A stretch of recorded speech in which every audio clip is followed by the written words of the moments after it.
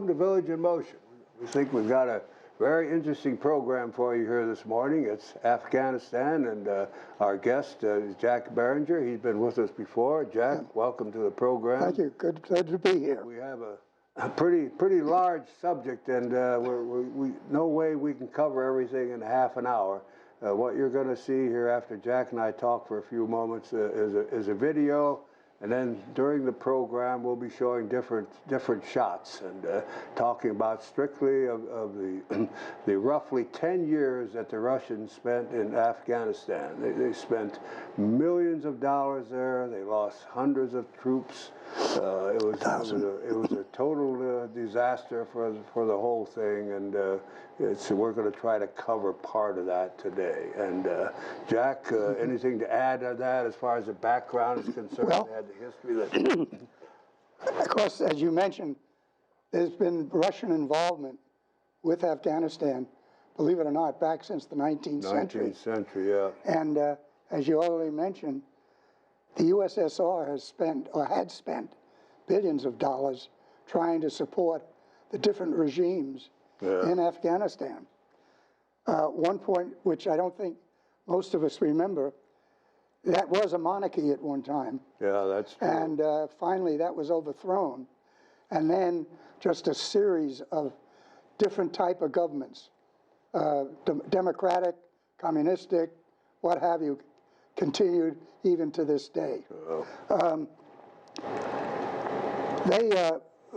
USSR first got seriously involved with Afghanistan when they started providing supplies, aid, some training advisors, long before they came in and occupied the country. Finally, at the pushing, at the persistence of the current, or the Afghanistan government was in being at the time, they signed a treaty with the Soviets that said they could request aid in the form of ground forces, supplies, equipment, so on, if they got into trouble because of some of the rebellions that were taking place within the country.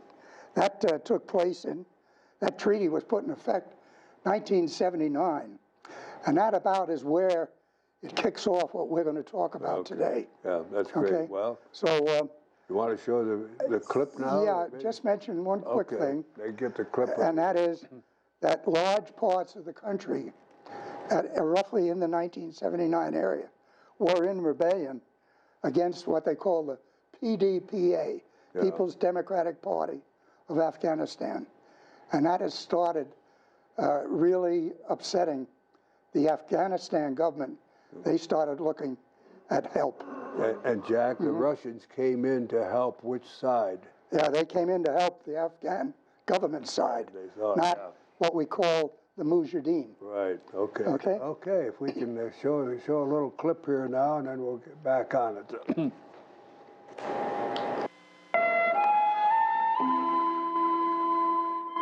The Panjshir Valley in the Hindu Kush Mountains of Afghanistan, a rural, traditionally Islamic country of 15 million people.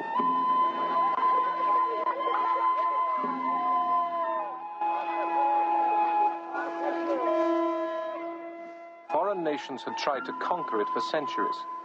None succeeded.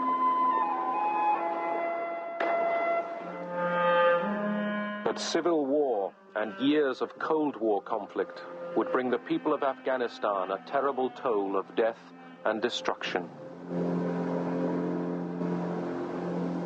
In the 1970s, Afghanistan became a focus for superpower rivalry. Close to the Persian Gulf's oil and the Indian Ocean ports, it bordered Iran in the west and Pakistan in the south and east. In the north, it shared a border with the Muslims of the Soviet Union's Central Asian republics. To Moscow, a friendly Afghanistan was vital.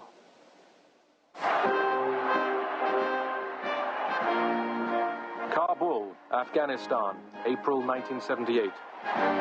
A military coup brings a left-wing regime to power. Soviet cameras portray it as a romantic, popular revolution. Crowds were organized to celebrate the change of power.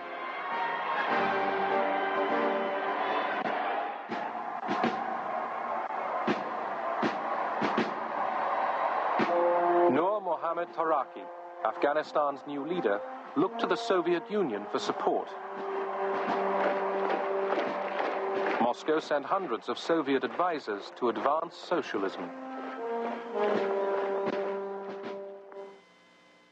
That gives you a little feel for what we're basically going to talk about. Now, I think next, Jack, I think maybe we want to show the map here and get a little feel for how the Soviets invaded. And I'm glad you found that map, because it really has some significance. Says what's going on. Exactly, very much so. Now, Jack, if you'll walk us through that a little bit. When the Soviets decided, it took them a long time to decide to provide regular troops and weapons and that to Afghanistan. When they did finally do that, even though, believe it or not, the U.S. was providing some aid to some of the rebels that were springing up in Afghanistan, the USSR finally agreed to the request from the Afghanistan government that they would provide troops to support. Now, initially, the troops were brought in by air. As you see in the center there with the arrow, an airborne division was flown in to Kabul. They initially were there just to help the Afghanistan government secure its buildings, its offices, some supply. They actually came in by paratroops originally. Yeah, I don't think they jumped, though. Oh, I think that flew in. Okay. Yeah, okay. Yeah, that would cost too much. Yeah, okay.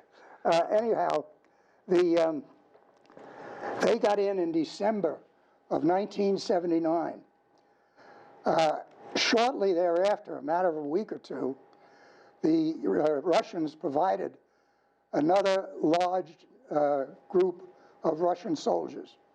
And they were all types: combat soldiers, support, aviation, what have you.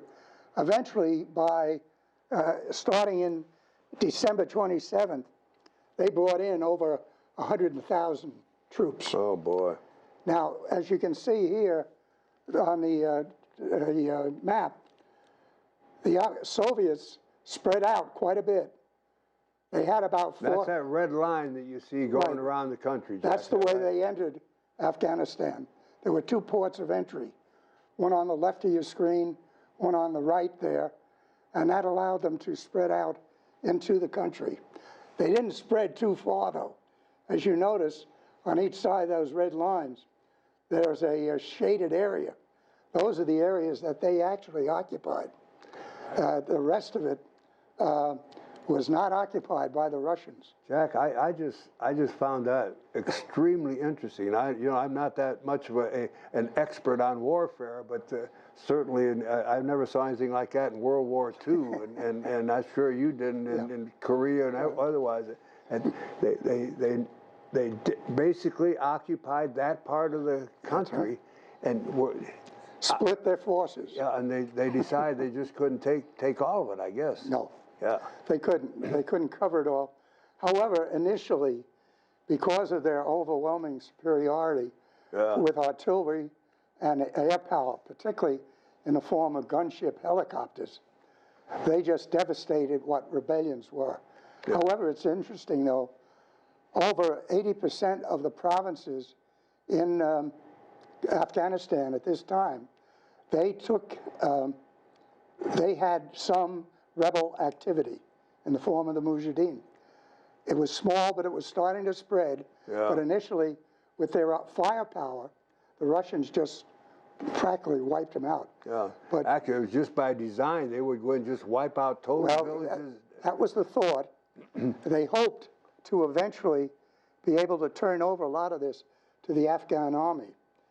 But however, the Afghan army, when this rebellion started to rise, they lost a lot of Afghan soldiers by desertion. Yeah. And went to the rebels. Yeah. So the government there had a real mess on their hands. Jack, I can't, excuse me, but I can't help but think that in Tripoli today, you mentioned about some of the soldiers, they're over on the other side now, and it's very much somewhat similar, like this, similar absolutely. to it, yeah. Yeah, that's what you're seeing. And it was not the intent of the Soviets to initially go in there, take ground, occupy, that type of thing. Their intent was, as I mentioned, to help the Afghan army take over.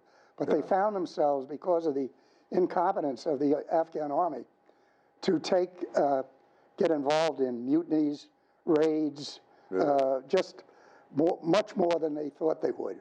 Yeah. And that phase of the operation, and here they are coming into Afghanistan on the bridge. Yeah.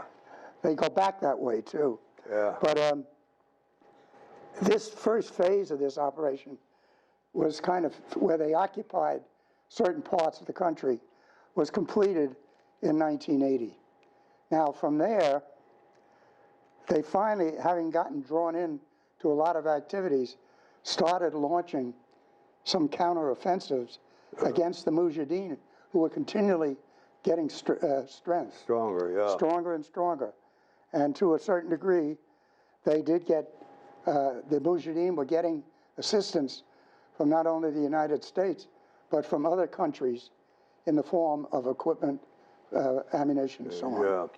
Jack, did they, just going back a little bit, did the Russians initially do much training of the Afghan army? Apparently not that much. They had training advisors there. Yeah, okay. Now, how much they were involved with them, I just don't know. From what the description is of the caliber of the Afghan army, not too much could get accomplished in these first couple of years that they were there. Yeah. And And probably about, as stuff I've read, a lot of that army was also manned by people that had a little political influence and just a bit. Yeah, right. Yeah, just a bit. There. So now there's another good shot up there of a tank that I guess those are the They really hit it good. Yeah, It turned over. Turned it over. Yeah. But regardless of what they wanted to do, the Soviets finally took what they started the offensive. And that lasted for 5 years, trying to dislodge these rebels from the various parts of Afghanistan that they had occupied. It was hard to say. The government gave them very little support. They even tried their secret police to infiltrate the Mujahideen, which was not successful. In fact, some of them deserted to the Mujahideen. Jack, I'll interrupt you again. There's some of the fighters again. You can see that it just looks like a sort of a ragtag group. Yes, it was. They were probably pretty. Most of your rebel-type forces look like that, but some of them are tough fighters. Very tough. Very tough. Very tough. And initially, even though there was a rebellion in a large part of the country, they did not get together. Finally, in, my gosh, almost 1985, these Mujahideen groups came together in what they call the 7-party Mujahideen Alliance. This sort of consolidated all the groups. In effect, a lot of were tribes and so forth. Absolutely, yeah.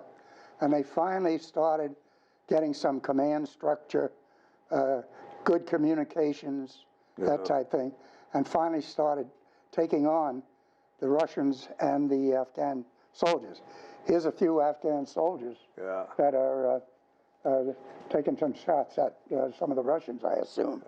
It's interesting. They had bare helmets, where our troops usually have some cover there and what have you. Right. It was interesting too that the Mujahideen also started operating from Pakistan at this time too. Oh, really? Yeah. And they were starting to fire rockets and conduct rocket attacks and conduct operations, individual units, against the government and against the Russian troops. Do we know, or did did the Russians go into Pakistan at all on the border? There's an cities? intimation in some of the reading I did. Yeah. I think they did just a little bit. Yeah. They also, which much to my surprise, used some of their special forces to go into Iran. Oh, really? Yes. For what purpose? To try and cut off the flow of supplies Oh, okay. into the Mujahideen. Okay. But they, and that was before we went into Oh, it, yes, right? yes, Much, yeah. well, yeah. yeah, I think the U.S.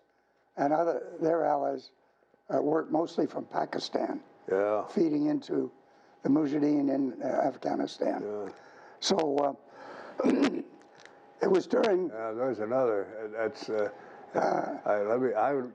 When I saw that picture, folks, this is probably, and you see that soldier there, whatever he is on that corner. That's when you're an infantryman. That's one of the tougher parts of fighting. When you go into these towns and you go around these corners or kick in doors, you never know what's behind. So I think You don't have time for Jack shave and I either. can sympathize with that guy standing up there. Yeah, go ahead, Jack. Okay. The key thing here for this period was that the losses for both the USSR and the government continued to mount. Really? Yeah. And in fact, over the whole period of time the Russians were there, they committed over 500,000 troops, not all at one time. Yeah, sure. It was 150,000 at any one time. But the rotation of the troops caused almost 500,000 troops had to be put in there by the Russians. Oh, boy. Just throw that in. Yeah, that's a big Now, load. when you get through the what they kind of call the offensive part of the Soviet occupation, they started thinking about withdrawing as early as 1983. But it wasn't until And they went in originally in '79, wasn't right. it? Yeah. But they even thought shortly thereafter, they saw that they were really stepped into something they hadn't planned on. Yeah. So they started looking at it. But they finally got around to coming up with a plan for withdrawal because the losses were mounting. They weren't getting too far. This withdrawal, first step, was again to try and transfer responsibility to the Afghan forces. It didn't work too well. The USSR at that time was restricted to supporting the forces. Artillery fire, helicopter fire, that gunship type thing. And tons of supplies, of course. That's right. Now, what happened and speeded up their withdrawal was that Mikhail Gorbachev came into power in the USSR. And he decided enough was enough. They had had commitments not only in Afghanistan, but along the Chinese border. They had some trouble with their own internal nations at the time. Yeah. He ordered the withdrawal. And the withdrawal, after some 14,000 Russian troops were killed, they decided enough was enough, and they started their withdrawal. Now, the withdrawal itself started in May of 1988. And I must give them credit that they can move out very quickly. But they completed their withdrawal by February of 1989. Now you move 100,000 troops, their supporting troops and everything, out of there in 4, 5, 6 months. Logistically, that is an amazing thing. And here they are lined up, ready to go back across the same bridge that they came in on, one of the bridges. Yeah. The interesting part, though, is after the withdrawal, the resistance against the Mujahideen, against the government, continued. And at that time, now keep in mind the time frame, around 1989, it was a stalemate. Really? And it took a while till we finally got active, and that's not part of this discussion. Yeah, right. But that's where we are now, with the Russians withdrawing finally in February of 1989. Yeah. That stopped their portion of the Afghan war. Yeah. Jack, before you get into that last segment there, did the Russians keep any advisors in there? Yeah, I'm sure they did, yes. They had to. They had to. Right. For no other reason. They had a lot of equipment they provided the Afghan army. believe it or not, in the other reading I did too, the Afghan army actually got a little better after the Russians left. Now, I don't know how true that is. But Afghanistan has just suffered continuous turnover of governments. Their military could not be relied upon. The Mujahideen, as you mentioned, was initially a ragtag bunch of people, but they finally got their act together. And even then, they didn't have enough oomph, if you will, it took them a while to get going. Jack, probably, and again, I'm not aware of it, but probably there was no overall rulership of, if I'm using that type of word, of that country since the monarchy, wasn't it? Oh yes, they had. Did they really? Did their government really control all these but it was tribes, a lot like other governments in the Middle East today. They were dictatorships. Once they overthrew the monarchy, they spent from about what was it, about in the mid-70s. Believe it or not, they spent their time killing off each other, the different heads of government. The man you saw in this short clip there, he was assassinated by another person who took over. And they just kept killing each other off. Never had a very stable government. So that, plus the uproar of the Mujahideen, made the place a mess. Did the Russians attempt to set up any government as such by putting in their not that I know of.